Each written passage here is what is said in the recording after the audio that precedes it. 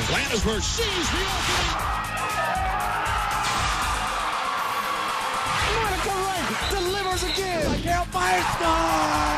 Virginia wins. The Cavaliers are going to the College World Series. He's going to go all the way to the end zone. Touchdown, Virginia, Big Paul. Cavalier Sports Weekly is presented by the Virginia Lottery. The Virginia Lottery, helping Virginia's public schools. And brought to you in part by Geico. 15 minutes could save you 15% or more on car insurance. On this edition of Cavalier Sports Weekly, presented by the Virginia Lottery. I gelled with my teammates, so we started combining a lot better going forward, so that helped a lot. Virginia's up 3, 50-47. Offensive.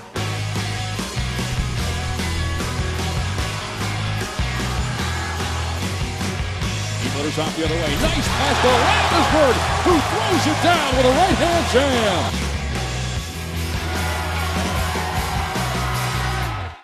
jam. Welcome to Cavalier Sports Weekly. I'm Mike Volk, number 15 on the men's soccer team.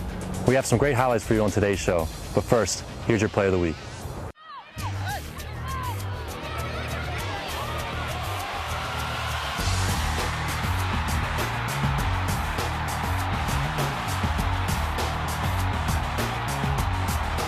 A good cross came in. We almost got a good chance, and I just recovered it.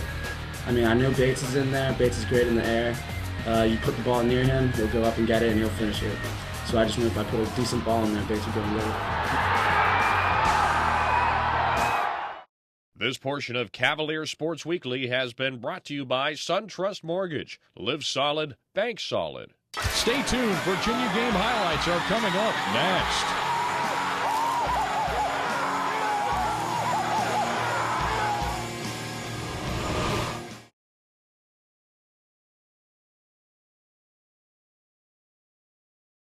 This portion of Cavalier Sports Weekly is brought to you by Welcome Geico. back to the show. Our soccer team has been on a great run over the past 2 months. Let's take a look at our recent NCAA tournament games against Portland and Maryland. I think in the first half, I felt like in the final third of the field, I thought we were excellent. I mean, I thought we were excellent in the final third, and that we scored a goal. I felt like we scored a goal, and I felt like we could have got a second goal. Yes, they had a chance, but I felt like in terms of how we were in the final third in that half and how they were in our defensive third, we were much better. And fortunately, we got a pretty quick goal. And you know, Ari takes a good finish, but the ball that Tony played out to Sean was big time. And the run that Sean Barry made and the ball he played across, you know, and I felt like that's kind of how we were going to score. Fullbacks were going to get, and we talked about that at halftime. And I told Sean and Hunter, I need you guys to continue to make those runs. I mean, I know it's 45 minutes into the game. I know we have the wind in our face. And you know, Tony put the ball on the money, and Sean put a great ball across. I was making a run to the far post. I didn't have much of an angle, so I was just trying to direct it onto the frame. Luckily, the keeper was sliding to his right, and his momentum carried him, and I got the ball to the left. And he was lucky to get in before it got cleared. And it was a big booster coming into the second half. Definitely pumped us up for the rest of the game. The second half, with the wind, they became very direct. And when you're winning 1-0, you know, it's the last 20 minutes of any big game, and you got the wind in your face, and the other teams are being direct. You get a grind, which is what we did. Just kind of, grinded it out the last 20 minutes. But in terms of creating chances, even in the second half, we had an opportunity to get the second goal. Obviously, the result and the performance were very good. But in the second half, as you could tell, they started being more direct. So we was helping them a lot.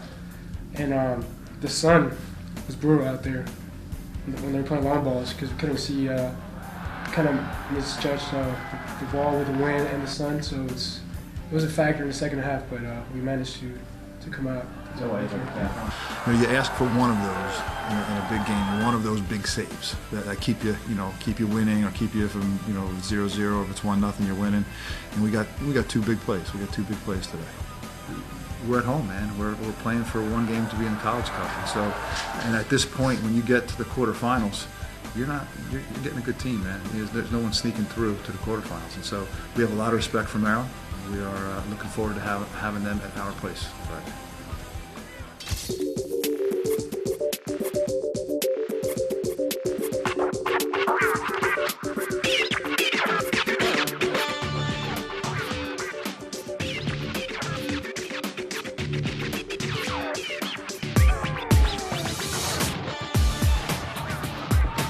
coach was telling us before the game to slick out, you know, maybe drive the ball in, maybe take a chance from 30 yards out, because the ball's going to skip.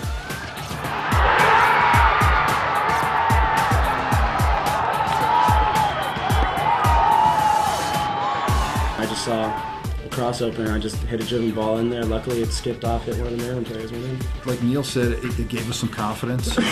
But to be honest with you, you know, we scored that goal in the first 5 minutes, and the next 20 minutes or so, you know, we had a hard time kind of getting a hold of the ball and getting out.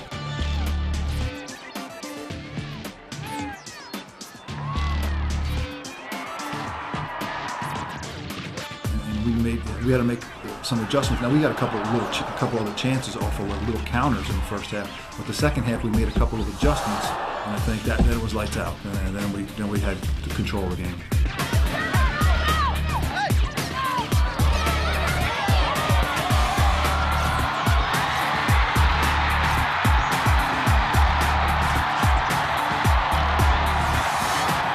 I think a good cross came in. We almost got a good chance, and I just recovered it. I mean, I know Bates is in there. Bates is great in the air. You put the ball near him, he'll go up and get it, and he'll finish it. So I just knew if I put a decent ball in there, Bates would go and get it.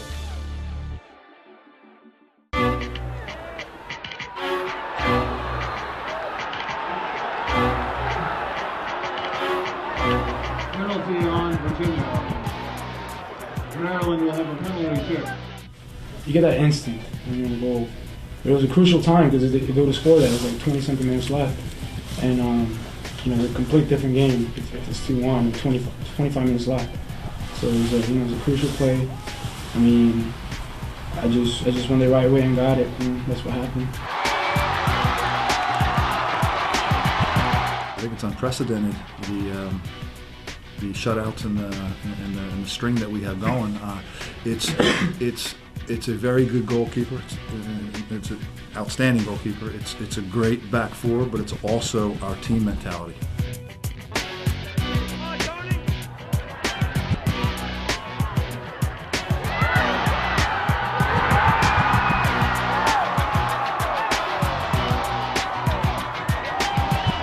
It's a quarterfinal. It's the right to go to the College Cup. I don't know how many fans were there, but the place was unbelievable, this atmosphere. And it was against our most heated rival. I mean, you couldn't put a better recipe together for us to come out with a win like this, for the players, the program, the school, everything about it.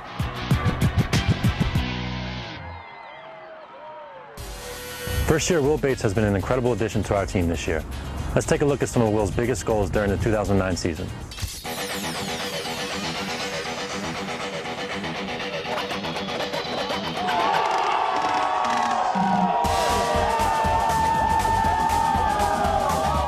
Anytime you can get anybody who scores 11 goals, there's value to it. It's not easy to do as a freshman. When you're scoring more than 10 goals as a freshman, that's pretty good. I scored 3 minutes into my debut, which was nice. Great way to start off my college career. But then after that, it got a bit frustrating because I went through a dry spell with no goals.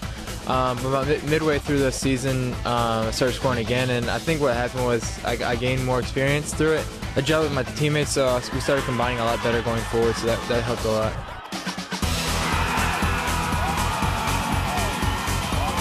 It wasn't like he came in here in preseason and was banging in goals and tearing it up and doing all sorts of that kind of stuff. So the safe way to bring somebody in to games like that or into the team is in wide positions.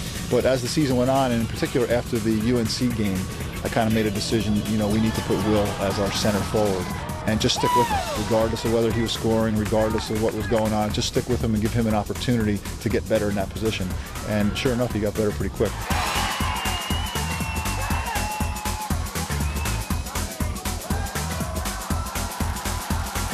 Center forward is my natural position. I played it all my life with various teams, and so I was a lot more comfortable there than I was at outside mid.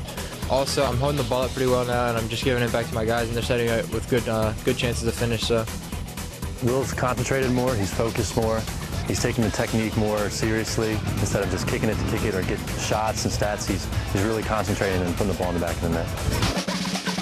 Lately, I would say probably since the ACC tournament or leading right into it, he's become really confident in front of the goal. I mean, that ACC championship goal that he finished took a lot of poise. And I think it carried over into the 3 goals he scored against Bucknell. It also helps. George played the same position as I did, so he's got a lot of good tips and stuff as far as making me a better player in that position.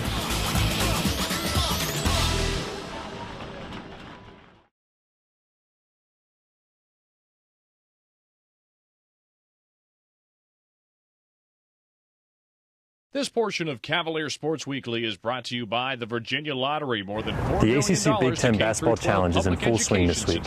On Monday, our men's team hosted Penn State, and on Thursday, our women squared off against Purdue. Here are the game stories.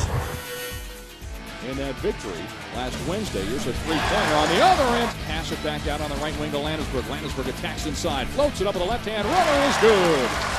Rebound picked up by Zaglinski. He motors off the other way. Nice pass to Landisberg, who throws it down with a right-hand jam. Two new players into the game for Virginia. That's Baker and Scott coming in to replace Zaglinski and Mienzi. Here's that turnaround jumper. Mike Scott, sweet stroke from the left side as he knocks it down from 10 feet out. 10-12 and counting here in our opening half. Nice move underneath and Battle knifes his way through the defense and gets his first points of the game.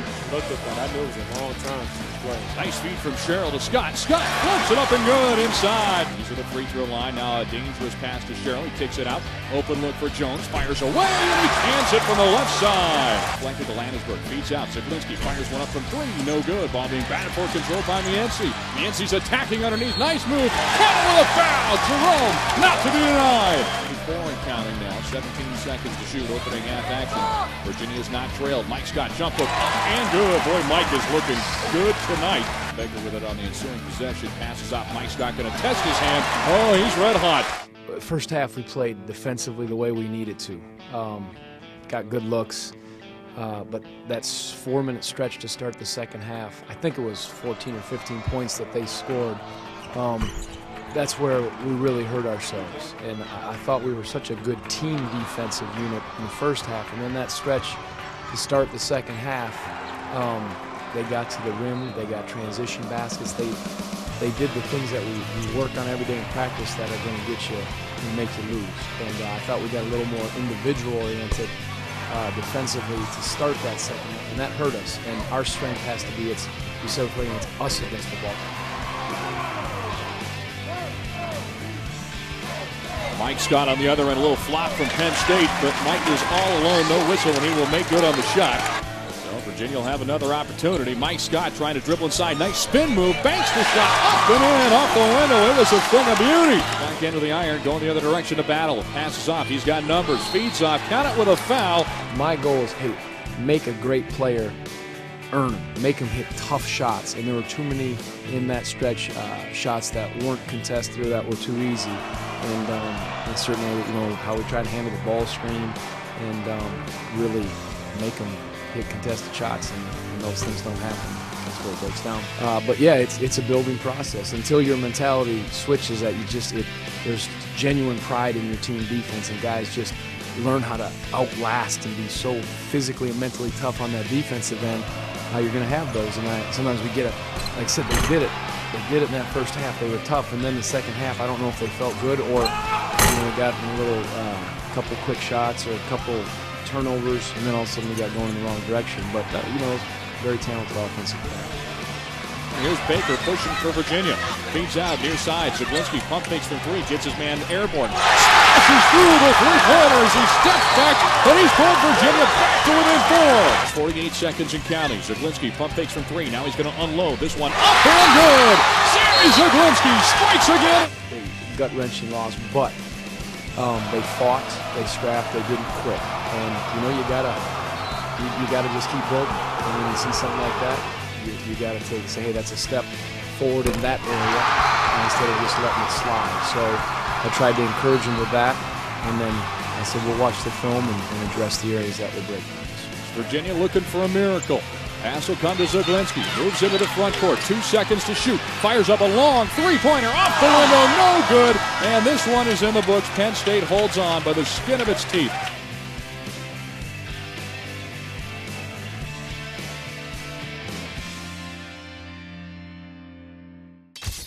Egwu outlet to right, up the right sideline to Crosby. She wants to run.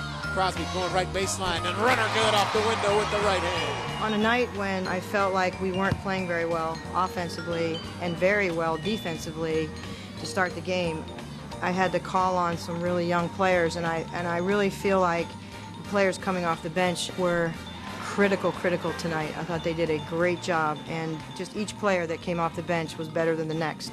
So I really think that it was just a game where we couldn't get into a rhythm. We struggled the whole game, and that's, all the credit goes to Purdue for that, for their defense was very good. We knew they were a very good defensive team. They've held teams down below 40, and they're averaging giving up 45 points a game, so we knew that it was going to be a difficult game. And it was really the younger players, I thought, tonight, and those coming off the bench that really played with great understanding of the game and gave us everything they had. Now that was some showtime right there, and that's how the first half will end. Malone inbound, bounce pass into Woods and threw it away. Gerson picked it out of there. Lexi's ahead of the pack. Gerson in and laid it in with the right hand in transition. Lexi earned a lot of her time tonight over the weekend, and she just came to play today, and I could tell when she was warming up that she was really ready. So I don't really care who we're playing. Lexi Gerson's going to play. She's going to play, and she's going to be a very good player at the University of Virginia. You can see that. So 2-3 zone for Purdue. There's Moore driving left side of the lane. I mean, it's a fight every day in practice for playing time. And we just have a really good, cohesive team. So when it comes down to the end of the game, you know you're going to get good things from these kids. You know you're going to get good things because of the way they play in practice. Front court. China down the right side of the lane, and she'll make that layup with the right hand. But Virginia's up 3, 50-47. Offensive foul on Malone, and she's gone. China Crosby getting... Well, I knew Malone, their point guard, had 4 fouls. But I really didn't anticipate to take the charge. But she pushed off with her forearm all the way through, and I guess I was like, this is the opportunity. So I just fell and rolled and did whatever I can for me to get the charge. We came out a little sloppy in the second half, but we still played great defense. And that's what made us win the game. Defense and big plays at the end of the game. I knew that we would be good under pressure, but once you get there, you have to prove it, and you have to be able to do the things you have to do to win games at the end. And I just can't give the younger players enough credit for the way they played tonight. Coming up after the break. Mike Volk to the 5, touchdown! Nick Hall to the end zone!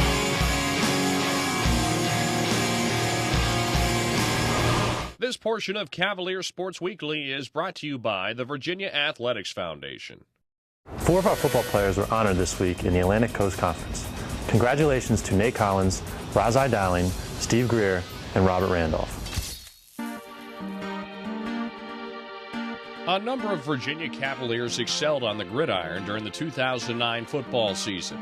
Inspirational fan favorites Vic Hall, Rashawn Jackson, Jameel Sewell, and Chris Cook finished their careers with reputations for producing big plays firmly intact. Touchdown! Vic Hall to the end zone! 4 Cavaliers earned All-ACC recognition, led by defensive line standout Nate Collins, who garnered first-team All-Conference honors. Collins was an explosive force at the line of scrimmage as both a pass rusher and a run stopper. Here comes the pressure. Nate Collins sacks him on the 1-yard line. 5th in the conference with 6 sacks. Number 98 displayed an uncanny ability to produce game-changing plays. Kerr takes the snap, rifles the pass. It's batted away at the line of scrimmage, and it's intercepted. Going the other direction. Virginia's got it. Big Nate Collins rumbles into the end zone. Touchdown, Virginia. Oh, baby! Junior cornerback Razai Dowling earned his second consecutive second-team All-ACC award while anchoring the nation's number 21 ranked pass defense. Shinsky looking to the end zone. It's picked up by Razai Dowling. The Chesapeake, Virginia native collected 3 interceptions for the season and cemented his reputation for delivering punishing blows as one of the league's hardest hitters. Boy, as he stood up by Razai Dowling at the 30-yard line. One of the rising stars for the Virginia defense in 2009 was linebacker Stephen Greer, who led the Cavaliers with 92 tackles and earned honorable mention league honors. That's Dowling. Look at the carry, and he is gobbled up. Storming in, Steve Greer pounces on the ball carrier. Greer was a man on a mission, and his 92 stops led all conference freshmen and ranked him 5th in the nation among first-year players. Also named All-ACC honorable mention was one of Virginia's most reliable players, place kicker Robert Randolph. Snap is off. Hold is down. Kick has the distance. It's on the way, and it is good. Robert Randolph. A semifinalist for the Lou Groza Award, Randolph's 17 of 19 field goal attempts ranked him number 2 in the ACC in accuracy, and nationally the sophomore ranked 28th with 1.42 field goals per game. In other Cavalier sports action this week,